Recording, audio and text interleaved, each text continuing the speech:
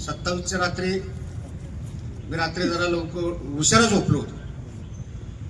उशिरा झोपले असल्या कारणाने मी सकाळी उशिरा उठलो. माझ्या घरची लवकरच 5:30-6ला उठतात, मी पण त्या टायमाला उठत असतो. परंतु मी उशिरा झोपल्या कारणाने मला कोणी उठवलं नाही आणि झोपलोच होतो. तेव्हा माझी पत्नी आणि माझा मुलगा नातवंड हे घरामध्ये रडत होते. म्हटलं का रडतात तुम्ही, काय भानगड, काय झालेली? ते म्हणले काटेवाडीवरनं माझ्या भावाचा फोन आलता. कारण काटेवाडी हे माझ्या सासूचं गाव आहे, माझ्या पत्नीचं आईचं गाव आहे.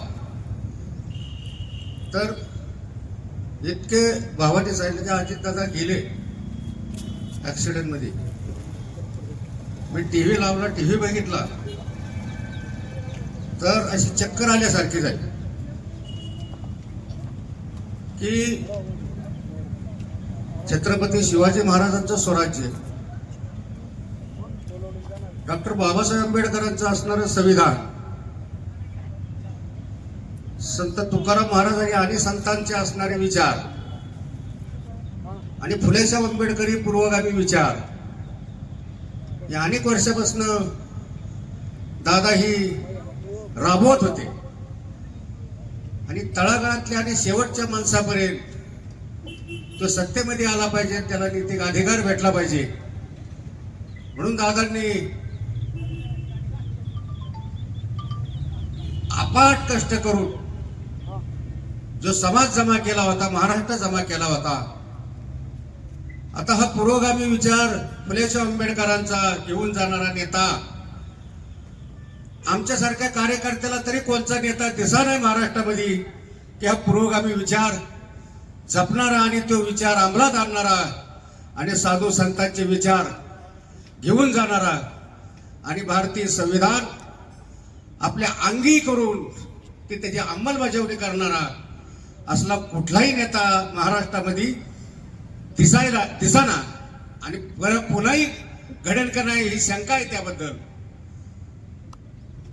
अजून एक विशेष करून सांगायचंय की दादांचं एक मूल्य सांगतो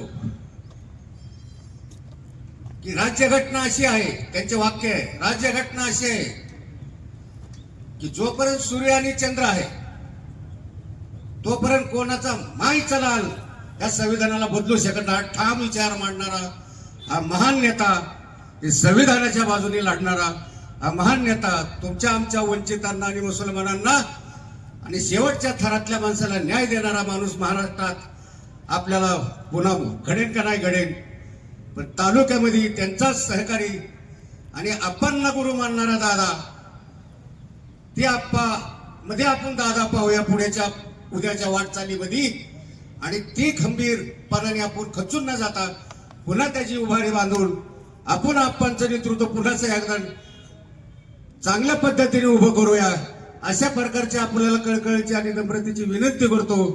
आणि श्रद्धांजली जर करायची असेल आपण दादांना तर तुम्हाला सांगतो, कुठल्याही दहशतीला आणि दादागिरीला इथून पुढच्या काळामध्ये आपण बळी पडू नये. आणि म्हणून पवार कुटुंबाला जर भक्कम करायचं असेल तर आपल्या मताच्या रूपाने आपण भक्कम करावा, अशा प्रकारचं आपल्याला विनंती करतो. मी माझ्या गायकवाड कुटुंबाच्या वतीने आणि समस्त ग्रामस्थ यवतच्या वतीने मी भावपूर्वक श्रद्धांजली अर्पण करतो आणि थांबतो.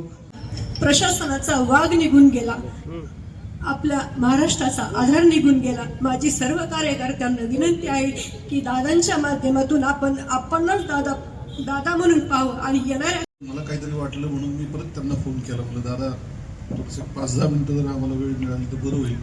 आमच्याकडचे 1-2 विषय होते, आपण जरा थोडंसं त्यामध्ये सांगितलं तर बरं होईल. आणि काय त्यांना वाटलं माहीत नाही. मी म्हटलं दादा 8-10 जण आम्ही भेटतो. ते म्हणले एक काम कर, संध्याकाळी 7 वाजता डाऊन शुगरलाच तुम्ही या, आपणलाही निरोप दे. आणि एक काम करू म्हणले, आपण जेवू, एकत्र जेवण घेऊ. मलाही थोडीशी मस्करी करायची सवय होतीच त्यांना म्हणलं काय दादा तुम्ही आमंत्रण गणेश जन्माच्या दिवशी देताय, तर काय करू म्हणले, हाय तर आहे, शाकाहारी जेवणाची व्यवस्था करायला सांगितली. सगळ्यांना निरोप दिले. संध्याकाळी आम्ही गेल्यानंतर नेहमी त्यांचा एक हसी मजाकचा एक प्रश्न असायचा ना, आम्ही बरोबर असल्यावर तर कायम आम्हाला एक प्रश्न ते विचारायचे, का अप्पा तुमचं वय किती? आम्ही त्यांना आठवण करून द्यायचो 10 वर्षांनी. खरं तर आप्पा त्यांच्यापेक्षा मोठे. दादा आता आप्पांचं वय 75 झालंय. दादा म्हणले काय बघा ना, माझ्याकडे बघा ना, आप्पांच्याकडे बघा, अजून कसं टणटणीत चाललंय आप्पांचं.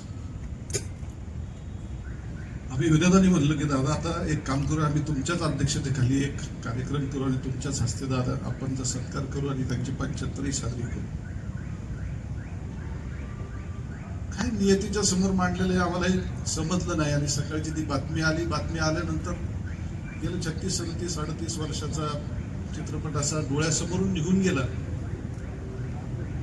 1991 साली जिल्हा बँकेमध्ये ते चेअरमन झाले आणि त्यांचा सत्कार करायला म्हणून मी त्यावेळेस लॉला शिकत होतो खरं तर. आणि त्यांचा सत्कार करायला गेलो. आप्पाही बरोबर होते. त्यांनी ओळख करून दिली, हा कैलासवासी भाऊसाहेब भागवतांचा मुलगा म्हणून. अतिशय असं हडकुळ शरीर आणि नेहरू शर्ट घातलेला, परंतु एक आमच्या नजरेला जाणवलेलं त्यांची भेदक नजर आणि जबरी आवाज, आणि तोच महाराष्ट्राची ओळख बनला.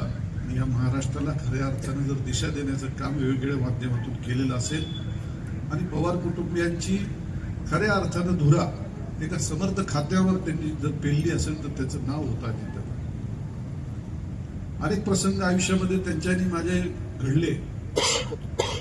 मी काही पदाने फार मोठा होतो अशातला भाग नाही, परंतु त्यांचं माझं नातं का वेगळं होतं हे मला काही माहीत नव्हतं. जी मागची घडामोड तुम्हाला घडलेली दिसते त्याच्या अगोदर 8 महिने अगोदर त्यांनी मला बोलवून जवळजवळ 4-5 तास आम्ही बरोबर होतो. सगळ्या गोष्टी सांगितल्या की महाराष्ट्राचं राजकारण पुढं असं घडणार आहे आणि ज्या काही अडीअडचणी त्याच्यामध्ये होतं मला माहित नाही माझ्याशी ते का बोलले. खरं तर ती बाब बाहेर बोलणं हे खूप मोठं अवघड गोष्ट होती, कारण महाराष्ट्रातली खूप मोठी ती घडामोड होती आणि ती माझ्याशी का बोलले हे मला काही अजूनही त्याच्यामध्ये उलगडलेलं पुढं आहे.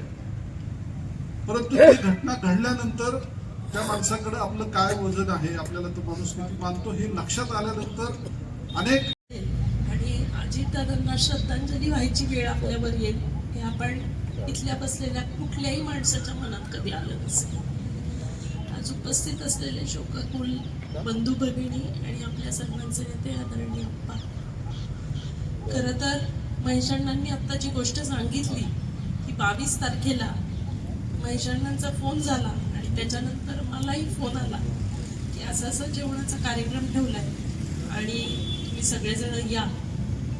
खरं लक्षात घ्या, म्हणजे एवढे दिवस गेले आणि 22 तारखेला म्हणजे त्याच्यानंतर 23, 24, 25 ते दौऱ्यावर होते, परंतु 22 तारखेला आम्हाला त्यांनी बोलवावं, जीव घालावं. त्या दिवशी गणेश जयंती होती, सोहेल भैया होते. दादा म्हणाले सोहेल आज तुला हे व्हेज खायला लागतंय, गणेश जयंती म्हणून. तिथून मी आप्पा दादा बाहेर बसलो. मी म्हटलं गणेश जयंती आहे दादा, सिद्धटेकला चला, 10 मिनिटात जाऊन येऊ. माझ्या पुढे अशी ऍक्शन केली, डोकं आपटायची, म्हटले हे बघ इथूनच पाया पडतो सिद्धटेकला, असं काही नसतं. आणि आप्पा त्याच्यात म्हणले तू तर आहे ना, म्हणजे आपल्या विनोदाने चाललं होतं, पण जसा बारामतीवर जीव होता ना तसंच दौंडकरांवर त्यांचा जीव होता हे आपल्याला नाकारून चालणार नाही.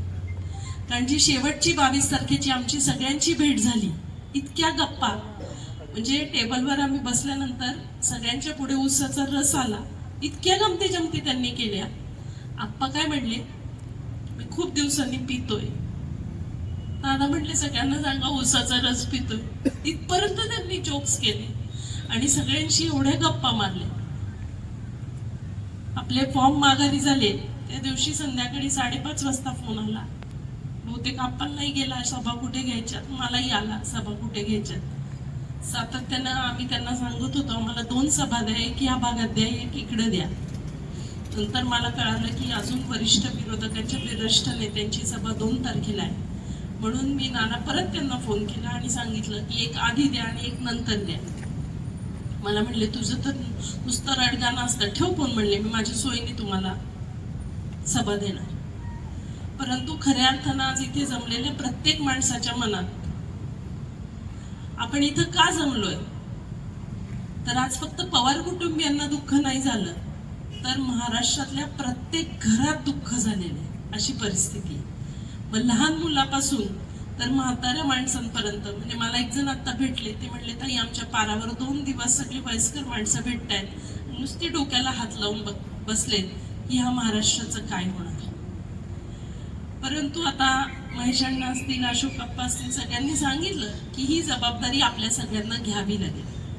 आपण जर खऱ्या अर्थानं दादांवर प्रेम करणारे आहोत तर दादांच्या पाठीशी, त्यांच्या पश्चात उभं राहणं, त्यांच्या कुटुंबियांच्या पाठीशी उभं राहणं हे आपल्या सगळ्यांचं कर्तव्य आहे. माझा आणि दादांचा सहवास तसा 25 वर्षाचा, 2000 साली पासून तर आत्तापर्यंत. माझं कम्प्युटरचं ट्रेनिंग सेंटर होतं आणि पहिल्यांदा दादा राज्यमंत्री होते इरिगेशनचे, तेव्हा मनोज तुम्ही जसं काम घेऊन गेलात तसं मी एक कम्प्युटरच्या ट्रेनिंग सेंटरचं काम घेऊन विद्याप्रतिष्ठानच्या दारात दिलीप गेले होते. मी असा हात करून गाडी थांबवलेली, मला ते आठवतंय की मी असा हात केला. मी तेव्हा 20-22 वर्षाची होते. दादांनी बोलवलं, म्हणले काय ताई काम, म्हणलं काही नाही, असं असं मंत्रालयात काम आहे. आणि दादा म्हटले लिहून द्या मला काय काम आहे ते, त्यांच्या नेहमीच्या शैलीप्रमाणे. मी ते काम लिहून दिलं आणि मला फक्त सांगितलं येणारे सोमवारी मंत्रालयात भुजबळ साहेब, महेशांना तेव्हा गृहमंत्री होते आणि त्यांचे PS खोडके साहेब आता जे विधान परिषदेचे आमदार आहेत ते होते. मी जेव्हा सोमवारी त्यांना वरती भेटायला गेले तो मी दिलेला कागद त्या खोडके साहेबांनी काढून दाखवला आणि म्हटले हा तुमचा कागद आहे. अशा प्रकारे दादांची कामाची पद्धत होती आणि हक्काचा माणूस, प्रेमाचा माणूस. कितीही ओरडले, म्हणजे माझ्यासारखे ते बोलणे, आप्पा नेहमी मला म्हणायचे पुन्हा लय बोलतील, शिव्या खाते, पण मला ते असं कधीच वाटलं नाही की ते आपल्याला ओरडतायत किंवा बोलतायत, कारण मला माहिती होतं कितीही ओरडले तरी ते काम करणार, याची गॅरंटी आणि याची शाश्वती होती. आणि गेली 25 वर्षाच्या ह्याच्यात मधला 23 साल आपल्यासाठी सगळ्यांसाठीच एक वेदनादायक साल होतं आणि 2 पक्ष झाले राष्ट्रवादीचे.